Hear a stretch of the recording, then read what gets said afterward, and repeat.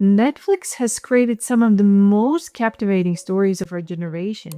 From Stranger Things to Wednesday, they have redefined entertainment. But here's what's fascinating.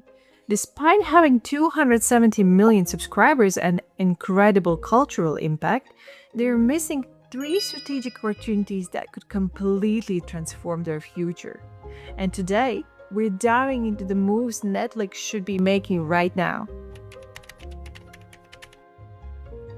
Netflix has this incredible ability to create stories that spark global conversations and bring people together. But as someone who's been watching the streaming landscape evolve, I've noticed some really intriguing gaps in their strategy. These aren't mistakes, they are untapped opportunities that could help Netflix stay ahead of the curve in ways that generally serve both creators and audiences better. Now, before we dive in, let me be clear. Netflix is still the streaming king. They've got more global subscribers than Disney Plus, HBO Max, and Apple TV Plus combined. Their original content budget for 2025 is around 18 billion, and shows like Wednesday broke viewing records worldwide. But here's the thing about being at the top. You can't just maintain, you have to innovate. And that's where these three strategic moves come in. To understand why these moves matter, we need to talk about where Netflix stands today. They're facing what I call the success trap. They're so good at their current model that it's hard to see beyond it. Netflix revolutionized how we consume content with binge watching. They pioneered algorithm driven recommendations, and they proved that streaming could produce Emmy worthy originals. But now, every major tech company and media conglomerate has copied their playbook. Amazon Prime Video has Thursday Night Football and massive budgets backed by ABS profits. Disney Plus has the most valuable IP catalog in entertainment history. Apple TV Plus is spending whatever it takes to attract A-list talent. HBO Max has prestige drama locked down, and YouTube, TikTok, and Twitch are capturing younger audiences with creator-driven content. So Netflix can't just be Netflix anymore. They need to evolve into something bigger. And that's exactly what these three strategic moves could help them achieve.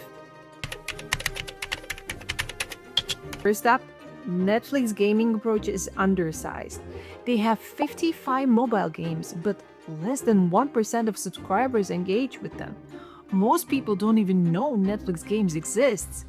And here's the missed opportunity. Gaming has become one of the most immersive ways to experience stories. When Riot Games turned League of Legends into Arcane, the game and show amplified each other perfectly.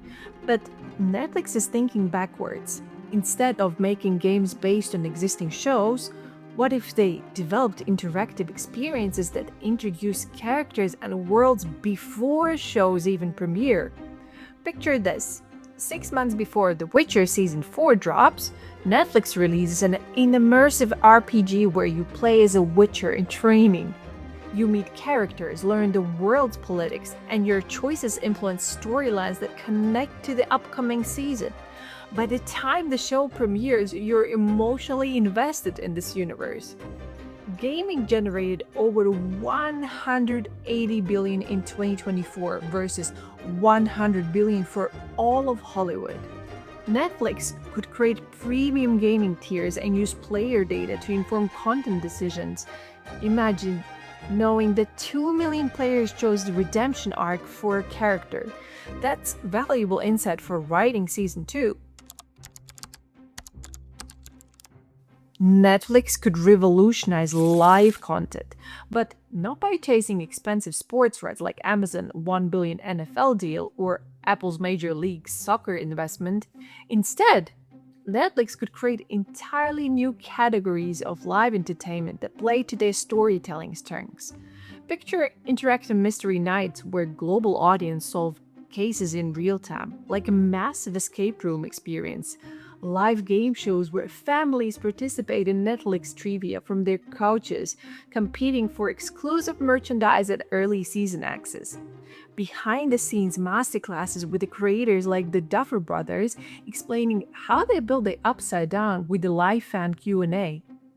Netflix could launch Mystery Monday, weekly live crime solving with detectives from their shows, creator conversations, monthly sessions where showrunners share insights in real time, live watch parties for premieres with cast commentary.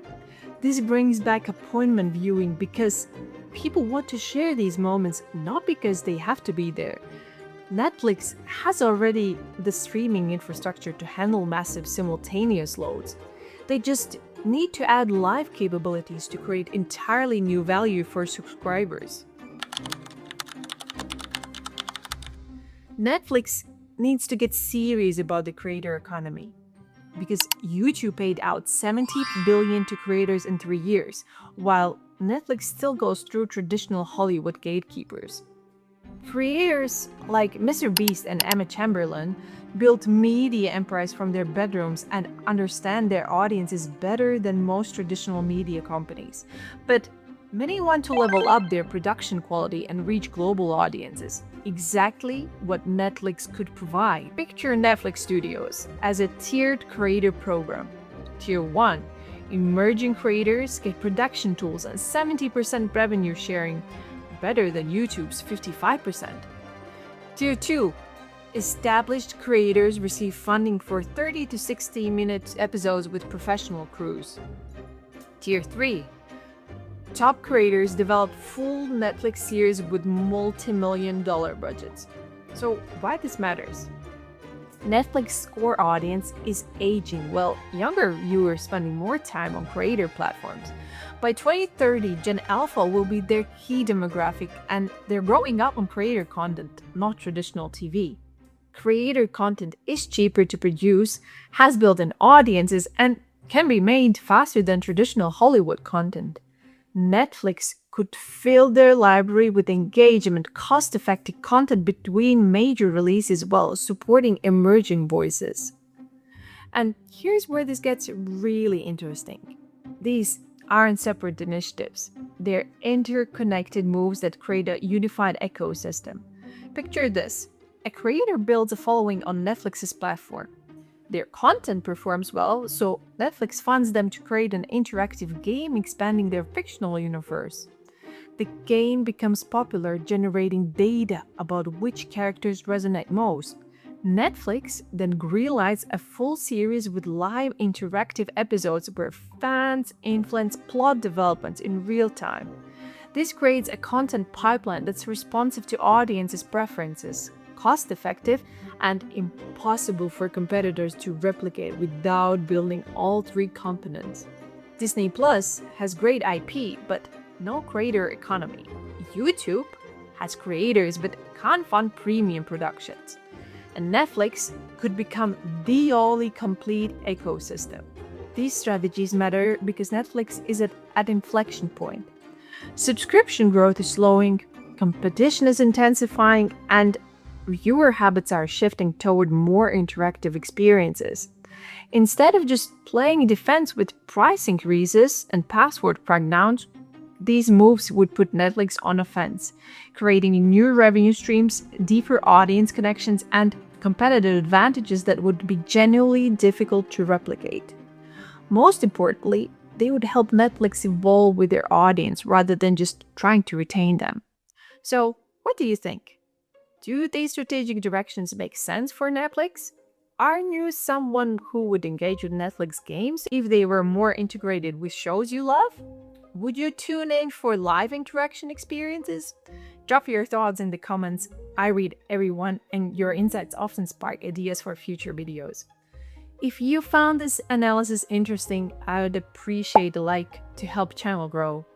And if you want more strategic deep dives about how major companies could evolve, consider subscribing. Thanks for watching, and I'll catch you in the next one where we might explore another company sitting on untapped strategic opportunities. Until then, keep questioning how the digital world around us could work better.